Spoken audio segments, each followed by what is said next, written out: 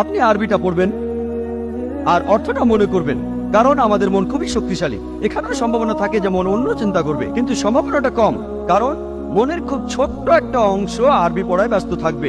আর আপনার মনের যে বাকি অংশটা তখন অর্থ মনে করবে। অন্য চিন্তা করার সম্ভাবনা কম, তারপরও মন চিন্তা করতে পারে।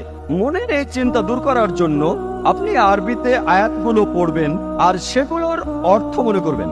এছাড়াও আপনি মনোযোগ দেবেন যে আয়াতগুলো পড়ছেন আর তার অর্থ মনে করছেন। একজন মানুষ দুটো জিনিসের উপরে 100% মনোযোগ দিতে পারে না। দুটো জিনিসের উপর 50% মনোযোগ দেওয়া যায়, বা 80% 20%, কিন্তু 100% দুটো আলাদা জিনিসের উপরে কেউ মনোযোগ দিতে পারে না। তাহলে যত বেশি মনোযোগ দেবেন আপনার মন ততখানি কম ঘোরাঘুরি করবে। মনের এই ঘোরাঘুরি বন্ধ করতে আমরা আরবি আয়াতগুলো পড়বো, আয়াতের অর্থ বুঝবো আর সেই অর্থের উপর মনোযোগ দেব।